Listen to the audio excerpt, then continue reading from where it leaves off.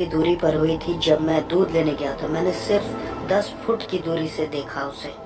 उन्होंने उसे 7 बार गोली मारी थी और मैंने एक के बाद एक बहुत सारी मौतें देखी अपनी जिंदगी में। साउथ ब्रॉक्स की सड़कों पर आपको एक हत्यारा, एक लूटमार करने वाला और एक बहुत चालाक इंसान बन के जीना होता है। मेरे पिता की तरफ के लोग तांत्रिक और भूत सिद्धि करने वाले थे। हम तंत्र मंत्र और भूत सिद्धि करते थे। हमारा कांटेक्ट खुद शैतान से था।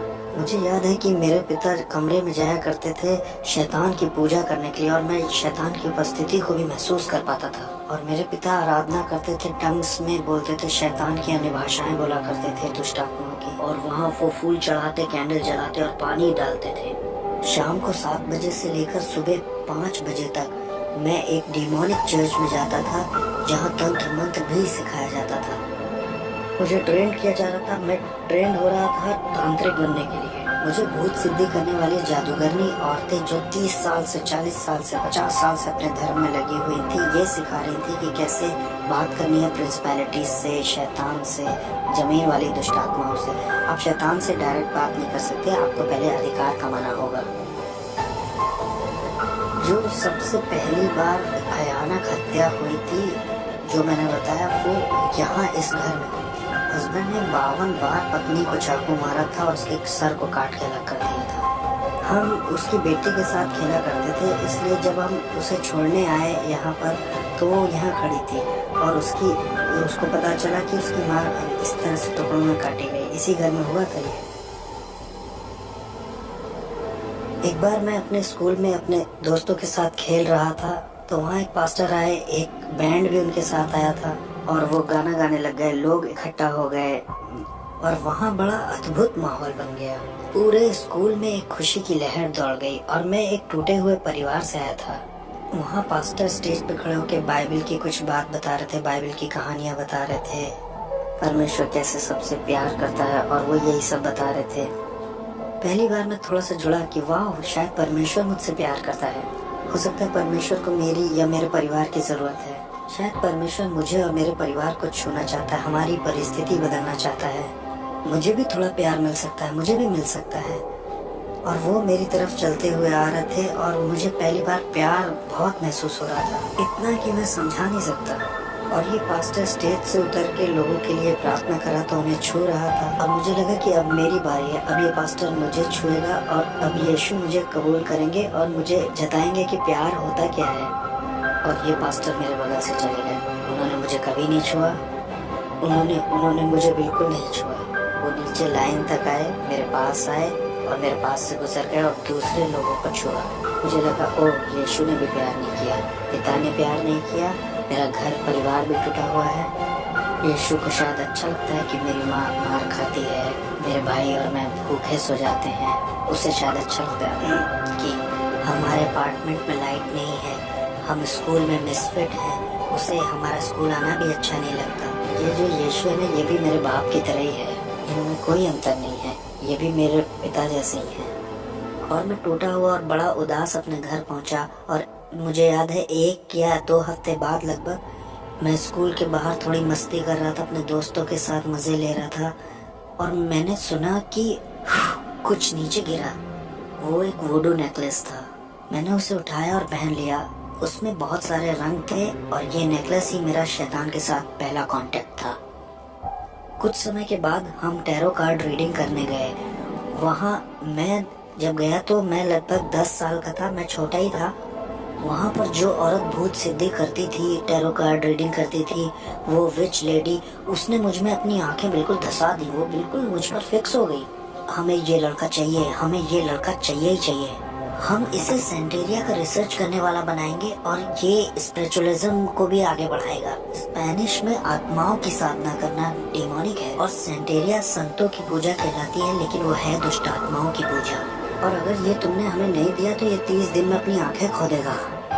मेरी माँ होने के नाते मान गई और उसने अपना फर्नीचर बेच दिया, उसने अपना बेडरूम सेट बेच दिया सिर्फ $250 जुटाने के लिए, ताकि मेरी पहली सेरेमनी हो। इस औरत ने मेरी माँ के दिल में बहुत डर बैठा दिया था और मेरी माँ जमीन पे सोने लग गई क्योंकि उसके पास बेड नहीं था और वो ये भी नहीं चाहती थी कि मेरी आंखें खोए।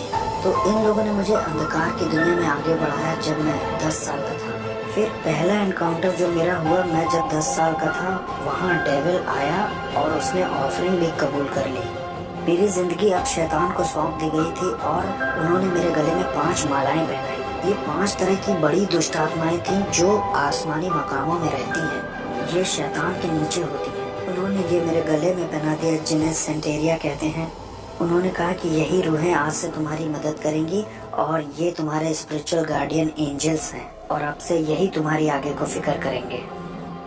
ये जो कोने की बिल्डिंग आप देख रहे हैं इधर, इस कोने की, ये पूरी लगभग खाली रहती थी और मैं और मेरा भाई यहाँ ऊपर से उतर करके और पंप से पानी लेने जाते थे। ये वाला पंप था वो। ये खाली थी और ज़्यादातर अपार्टमेंट यहाँ के खाली ही थे और मैं और मेरा परिवार ही सिर्फ यहाँ रहते थे।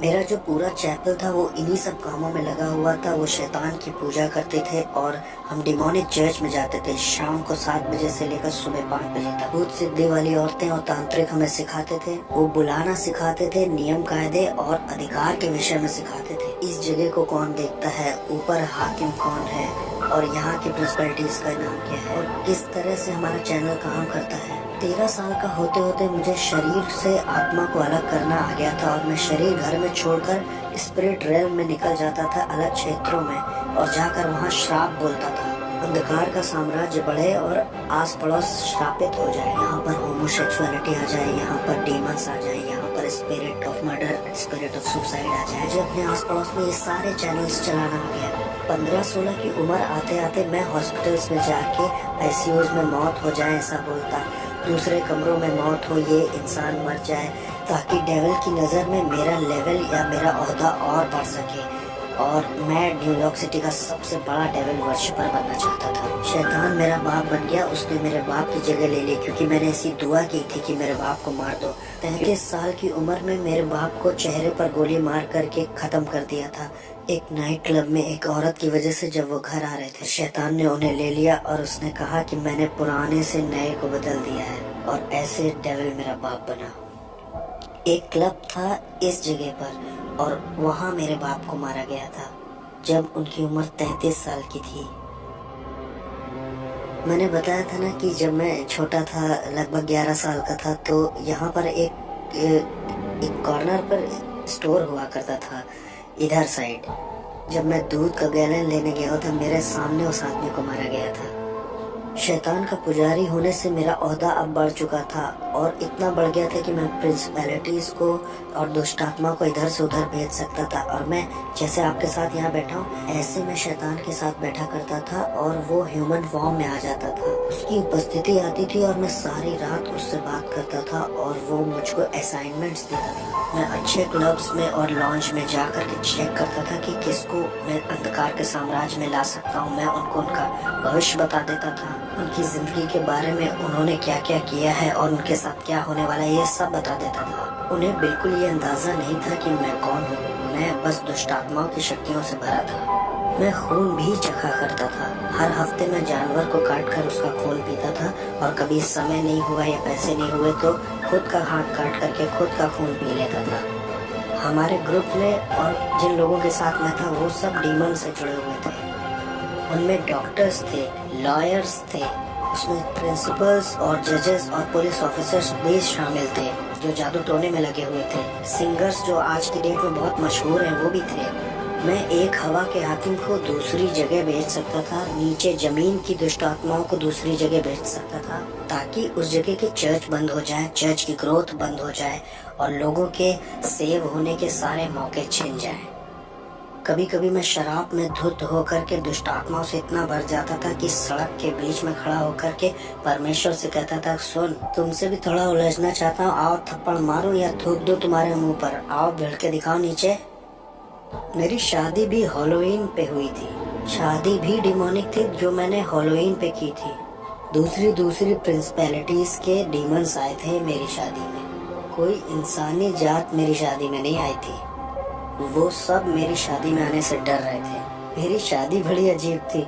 मैंने लोगों को इनविटेशंस भेजे, कोई दिखाई ही नहीं दिया तो कोई वेडिंग गिफ्ट नहीं। लेकिन हाँ, दुष्ट आत्माएं आई थी मेरी शादी में और उन्होंने ही बैप्टिज्म दिया। तो मेरी पत्नी और मैं, हम दोनों ही तंत्र मंत्र करते थे और हम अपनी बेटी को भी वही बनाना चाहते थे। मुझे याद है पहली बार जब मुझे इंसान की कुर्बानी करनी थी तो डेविल मेरे साथ कार में अंदर बैठा हुआ था। उसने कहा मुझसे प्यार करते हो? मैंने कहा ऑफ कोर्स डैडी।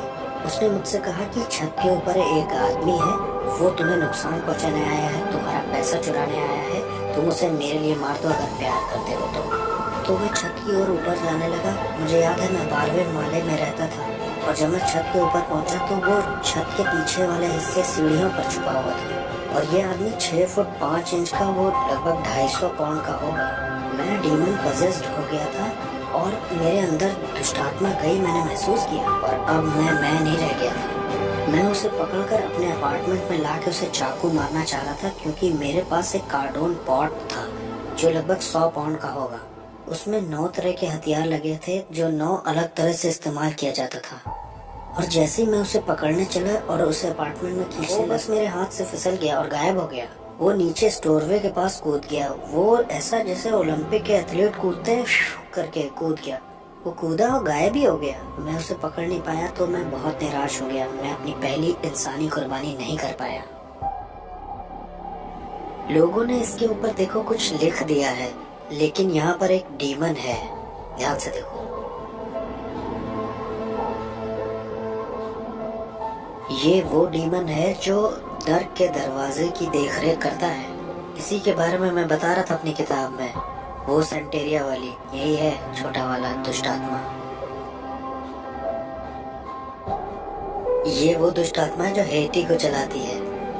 हेटी के ऊपर जो प्रिंसिपैलिटी है ना, वो यही है। और वहाँ पर जो वो वाला है ना, वो इस्लाम के ऊपर हाकिम है। अब यहाँ आगे आओ, ये देखो, लोगों को फंसाने के लिए द ट्रुथ। क्या हंसी आ रही है? सच, ये तुम्हें आजाद करेगा। ये देखो, ये भी ऊपर लगाया है ताकि लोगों को लगे कि ये भी इसी का हिस्सा है, मतलब ये इसका हिस्सा है। ये जगह कौन सी है? इस जगह को बोटानिका कहते हैं। ब्रॉन्क्स में जो लोग रहते हैं वो अगर जादू टोना तंत्र मंत्र करना चाहते हैं तो यहीं से सामान खरीद के ले जाते हैं, दूसरों को परेशान करने के लिए या मारने के लिए। आओ हम अंदर चल सकते हैं। अगर मैंने कह दिया आप 30 दिन में मरने वाले हो तो 30 दिन में तुम मर जाओगे, तैयारी कर लो। मुझे बिल्कुल परवाह नहीं कि आप कहाँ काम करते हो, आप किसे जानते हो। आई डोंट केयर कि आप अपने आप को क्या बुलाते हो। आप कहो आप कैथलिक हो, आप क्रिश्चियन हो, आप एक बिलीवर हो। मैं आपको मार सकता था जब तक आपका यीशु से जीवित संबंध ना हो। मेरी बिल्डिंग के नीचे एक औरत रहती थी। वो एक दिन ऊपर आके बोली कि मेरा पति मुझसे धोखा कर रहा है। वो जिस औरत के साथ धोखा कर रहा है उसे मार दो तुम जादू टोना करके, मैं कितना पैसा दूं? मैंने कहा मैं पहले शैतान अपने पिता से पूछूंगा और फिर तुम्हें बताऊंगा, तुम 2 दिन बाद आना। फिर वो औरत आई और शैतान ने मुझे बताया कि एक कॉफिन बॉक्स, 21 ब्लैक कैंडल्स और उस औरत की एक मूर्ति बना करके उस कॉफिन में डाल देना, जादू टोना करने के लिए और उस औरत को मारने के लिए। 21 दिन में उसकी मौत हो जाएगी। 21 दिन में हम उसका फ्यूनरल देखेंगे। तो वो औरत आई, मैंने उससे कहा मैं $10,000 तुमसे लूंगा उस औरत को मारने के लिए। उसने कहा ठीक है। मैंने कहा अरे तुम्हारी मेरी जान पहचान है, मैं तुम्हारे घर भी आता था। तुम एक काम करो 7,000 देना, 30% ऑफ दे रहा हूँ तुम्हें। मैं मार दूंगा उसे, 30% ऑफ तुमको, $7,000 दे देना बस। जब वो औरत मेरे घर से जा रही थी तो बोली वैसे वो औरत क्रिश्चियन है। उसने कहा वो मसीही है। मैंने कहा मैं उसे फ्री में मारूंगा। मैंने कहा मैं उसको अब फ्री में मारूंगा। मुझे इन क्रिश्चियंस को एक सबक सिखाना है। मैं उसे अब फ्री में ही मारूंगा। मैंने कहा मुझे तुम्हारा पैसा नहीं चाहिए, मैं फ्री में मारूंगा। तो मैंने उस पर तंत्र किया, वोडू किया, लेकिन 21 दिन होने पर भी वो मरी नहीं। एक महीना हो गया वो मरी नहीं। और मुझे लगा अरे ये हो क्या रहा है, ये मेरी इज्जत का सवाल था। मैंने शैतान को बुलाया, मैंने दुष्टात्माओं को बुलाया, मैंने बढ़ा दी अपनी जादू टोना तंत्र मंत्र। मैंने उस पर दुगना जादू टोना शुरू कर दिया ताकि वो एक रात नहीं मर जाए। लेकिन कुछ नहीं हुआ, कुछ नहीं हो रहा, कुछ नहीं हो रहा। और एक दिन ऐसा हुआ कि शैतान ही आ गया। मैंने महसूस किया उसकी उपस्थिति आई और शैतान ने मुझसे कहा कि हमें ये प्लान छोड़ना होगा जिस औरत को तुम मारना चाहते हो। मैंने कहा प्लान क्यों छोड़ना होगा, मेरी इज्जत दांव पे लगी है। मैं एक भूत साधक हूँ, मैं तांत्रिक हूँ। अगर मैंने उसे नहीं मारा तो लोगों को लगेगा कि मेरे अंदर ताकत नहीं है। उसने कहा तुम समझ नहीं रहे हो, जिस परमेश्वर की वो सेवा करती है वो उसे अकेला नहीं छोड़ता है, उसे छुओ मत। मैंने कहा कौन है ये ईश्वर? उसने कहा वो जिसकी सेवा करती है। मैं बहुत गुस्से में था। मैंने कहा नहीं, 1 हफ्ता और लेते हैं, चलो मारते हैं। उसने कहा नहीं, जिसकी वो सेवा करती है वो उसे अकेला नहीं छोड़ता है। जिस तरह का जादू टोना मैंने उसके ऊपर किया था ना, उसे 21 दिन से कम में मर जाना चाहिए था। और भाई कैसे हो? ये ईसबेल है, इनके धर्म की ये ईसबेल है। देखो ये कैसे काम करता है। ये स्टैचूज जो है इनका कोई मतलब नहीं है, लेकिन इसके पीछे एक दुष्ट आत्मा है। तो अपने खुद के लिए मुझे उसे पहचानने के लिए इसका बनाया जाना बहुत जरूरी है, नहीं तो मैं उस आत्मा से नहीं जुड़ सकता। उस दुष्ट आत्मा से मेरी जान पहचान नहीं हो सकती। हमारे बीच में कुछ कॉमन नहीं है। मैं आदमी हूँ, वो एक आत्मा है, और आत्माओं में भी वो दुष्ट आत्मा है। मैं उससे जुड़ ही नहीं पाऊंगा। उससे जुड़ने के लिए मुझे इसको बीच में लाना ही होगा। ये इंसानों की तरह दिखते हैं, लेकिन इस आदमी के पीछे भी एक कहानी है। उस कहानी की वजह से ही आप उससे जुड़ सकते हो, और ये दुष्ट आत्मा उसकी वजह से चलन कर सकता है। और ऐसा ही इन लोगों के साथ भी है। बाद में इनके नाम रखे जाते हैं, और इनके भी जन्मदिन होते हैं, इनके भी अपने दिन होते हैं। किस तरह से इंसान फंस के पकड़ा जाता है इस दुष्ट आत्मिक संसार में और तंत्र मंत्र में, जानते हैं? ये वो जाल हैं जिनसे दुष्ट आत्माएं ऑपरेट करती हैं, अपना चलन करती हैं। इन्हीं मूर्तियों की वजह से इंसान अपने सारे शैतानी काम और शैतानी मजहब चला पाता है। यहाँ ऐसी कोई चीज नहीं है जिसे पवित्र कहा जा सके, बस एक ही है, वो हम हैं। इस जगह पे होता क्या है? वहाँ पीछे तंत्र मंत्र होता है, वोडू होता है। वहाँ कुछ मंत्र बोले जाते हैं और उससे मूर्तियाँ पवित्र की जाती हैं। ये सारी दुष्ट आत्माएं चाहती हैं कि आप एक नई मूर्ति खरीदें ताकि आप दुष्ट आत्मा को घर ले जा सकें। ये देखो खास प्रार्थनाएं, ये आपको विश्वास दिलाना चाहते हैं कि आप परमेश्वर से प्रार्थना कर रहे हैं। मैं भी यही किताब इस्तेमाल करता था, खास प्रार्थनाएं। इनका मकसद ही है कि आपको लगे कि आप ईश्वर से प्रार्थना कर रहे हैं, लेकिन इनमें कोई भी ईश्वर में बाइबल का कुछ नहीं है, ना बाइबल की कोई बात है, ना क्रूज की कोई बात है। मैं न्यूयॉर्क अमेरिका में 3रे नंबर का वो इंसान था जिसके पास एक ऐसी किताब थी जिसमें चिन्ह बने थे सारी दुष्ट आत्माओं के और सारे हाकिमों के, और कैसे लोग ये तंत्र मंत्र सीख सकते हैं। और कोई इस तरह की किताब को नहीं रख सकता, या किसी के पास ऐसी किताब नहीं हो सकती जब तक डेविल उस पर खुद साइन न कर दे। और मैं 3रा वो इंसान था जिसके पास ये किताब थी, और मैं इस किताब के निशानों का इस्तेमाल करके जादू टोना करता था ताकि लोगों का दिमाग खराब हो जाए और वो बीमार पड़ जाए। जाने कैसे तंत्र मंत्र से मैं उन्हें बीमार करके लेप्रोसी, किसी को कैंसर दे देता था।